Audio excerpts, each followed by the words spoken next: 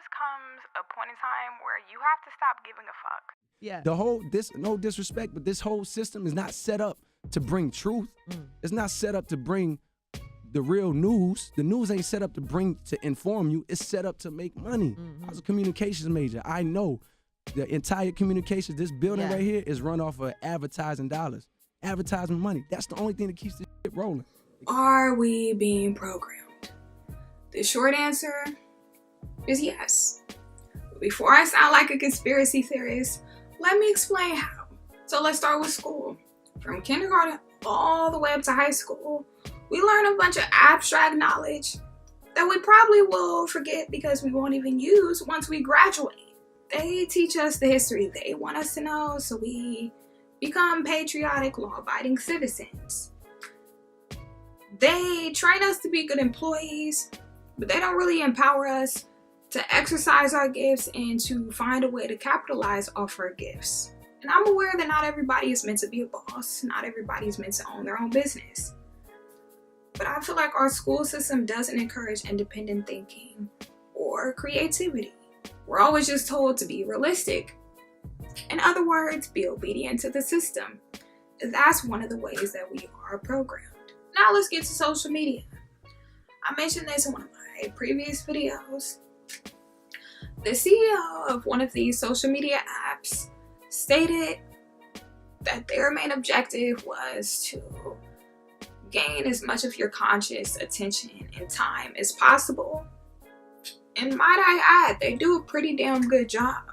So I want to talk about some of the tactics they use to make social media addicting. One of the tactics they use is red notifications. I don't know if you guys remember, but when Facebook first started, the notifications were blue. Now, I'm not sure if they did research. They probably did. But I'm not sure if they did research. But suddenly they changed the notifications to red. And red is actually an alarming color. It catches people's attention. And that's the reason why they use the color red for stop signs. And soon after, a lot of other social media apps were using the color red for their notifications.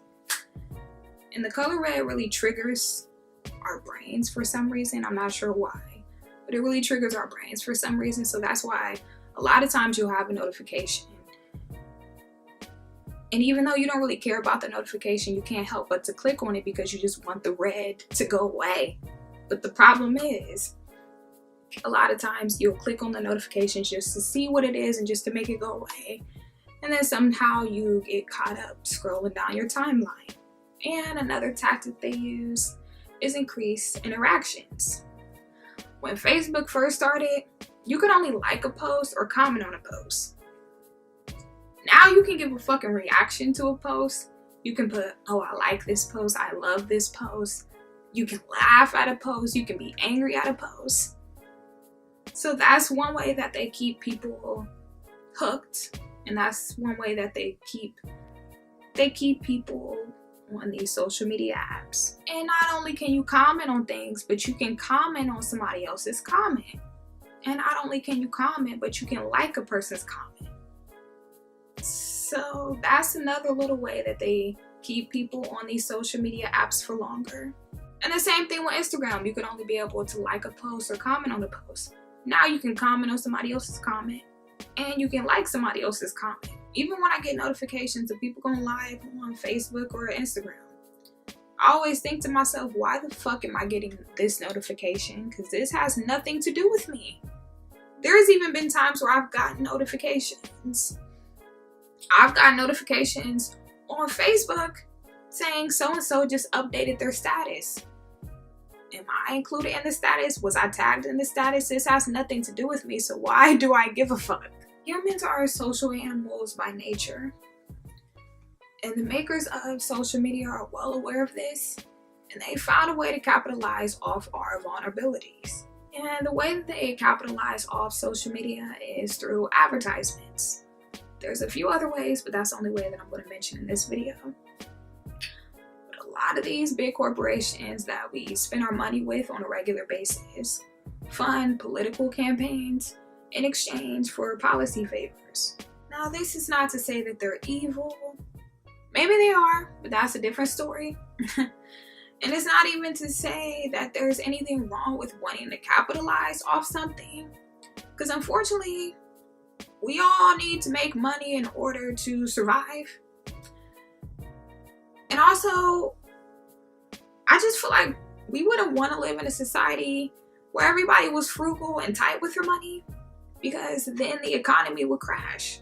Really, I just want you to be aware of what's influencing your thoughts, because your thoughts influence your actions. If you're allowing other people with hidden agendas to implant thoughts in your mind, you're going to get caught in the trap.